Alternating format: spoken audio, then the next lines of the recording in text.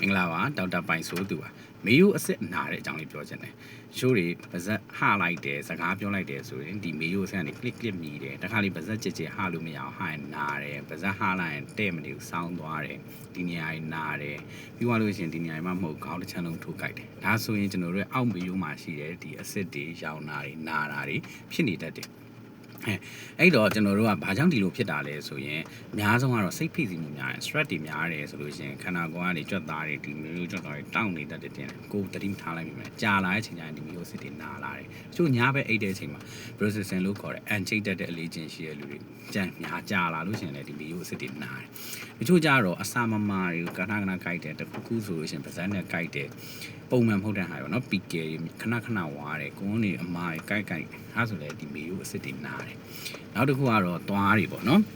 နောက်တစ်ခုကသွားပါလို့လဲဆိုတော့သွားမှာကျွန်တော်တို့သွားဖားတယ်သွားတူတက်တယ်နောက်လို့ရှိရင်လည်းတချို့ကို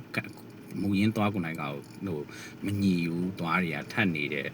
တချို့သွားတွေမှာတွန့်နေတချို့သွားတွေမှာဖိမိနေတနေရာတွေကိုပဲထိနေဆိုတော့သွားတွေကြောင့်လည်းဒီလိုမေယိုတွေအစစ်တွေနာလာတတ်တယ်နောက်တစ်ခုကတော့ arthritis လို့ခေါ်တဲ့တကူလုံးမှာရှိတဲ့အစစ်မြစ်ရောင်နာတွေနာတာဆိုတော့ဒီမေယိုအစစ်တွေနာတယ်နောက်တစ်ခုကတော့ trauma ပေါ့နော်ထိခိုက်ဒဏ်ရာရတယ်ထိုးမိတယ်ချိတ်မိတယ်ရိုက်မိတယ်ခိုင်းမိတယ်နော်နောက်ပြီးတော့ပါဇက်ကိုကြာဟတယ်သွားစေးကန်တချို့သွားလုပ်တဲ့အချိန်ဒီမှာဘာလို့ကြာဟားလိုက်မိပြီးသွားရင်လေဒီမီယိုအစစ်တွေရောင်နာတာတွေဖြစ်တတ်ပါတယ်အဲ့တော့အဲ့လိုတွေဖြစ်လာပြီဆိုလို့ရှိရင်လက်တလောတော့နည်းနည်းလေးတက်တာအောင်အနေထိုင်မှုကျင့်လေးလုပ်တယ်ဘယ်လိုတွေလုပ်လို့ရလဲဆိုတော့ကျွန်တော်တို့ကရေနွေးအိတ်တွေကတ်လို့ရတယ်ရေခဲကတ်လို့ရတယ်ရောင်နေနာနေတဲ့အချိန်ဆိုရင်ခက်ရေနွေးအိတ်လေးကတ်ပြီးတော့တင်ထားပြီးလို့ရတယ်နော်10မိနစ်လောက်ပြီးသွားရင်ရေခဲလေးတစ်လှည့်ပြန်ကတ်ပြီးလို့ရတယ်ရောင်နာရော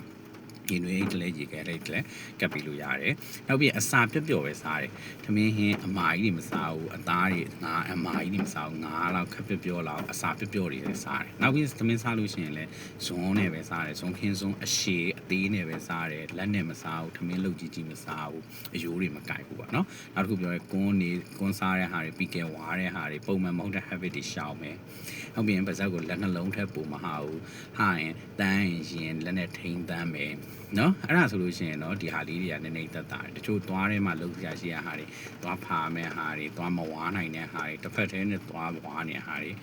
ရှောင်မယ်နောက်ပြန်စိတ်ဖိစီးမှုနည်းအောင်နေမယ်ညအိပ်ပြောင်းအိပ်မယ်ညဘက်အန်ချိတ်တက်တယ်ဆိုလို့ရှိရင်တော့မောက်ကလို့ခေါ်တဲ့ညဘက်အန်ချိတ်ရင်တက်ရတဲ့ဟာလေး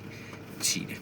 အဲ့တော့အဲ့လိုလေးလုပ်ကြည့်မယ်ပြီးရင်တော့သွားဆရာဝန်နဲ့တေချာပြသကြည့်ပြီးတော့ course ကိုရှာမယ်ဒီဟာကိုဖြည့်ရှင်းမယ်အဲ့ဒါဆိုရင်တော့ရေရှည်နောက်ဆက်တွဲစိုးကျိုးမဖြစ်ဘဲနဲ့ကောင်းကောင်းမွန်မွန်နေနိုင်ပါမှာကျေးဇူးတင်ပါတယ် comment မှာလည်း